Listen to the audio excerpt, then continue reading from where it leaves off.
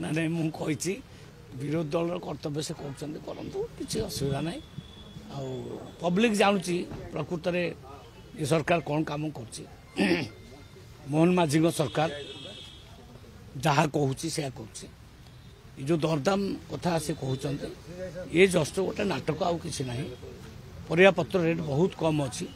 अन्य जिनस डाली तेल आउ सब गुड़ाक सारा भारत वर्ष जहाँ अच्छी से अनुपात ओडिशा रे बहुत कम अच्छी तेणु दरदाम को लेकिन जो राजनीति कर जस्ट गोटे नाटक से करूँ किसी असुविधा नहीं ये वर्ष आम से आलू चाष उपर पूरा इम्पोर्टान्स देचु मु भावुची काली कथबार्ता होता डेपुटी चीफ मिनिस्टर मान्यवर केबी सिंह सहित से कहते जे वर्ष आमर 6 लाख मेट्रिक टन अधिका आलू चाष हम समुदाय 3 लाख मेट्रिक टन धान आमर ये जो आलू प्रति वर्ष उत्पादन हुए किंतु रिक्वायरमेंट हूँ 14 लाख मेट्रिक टन तो 11 लाख मेट्रिक टन आम अन्य राज्य मानक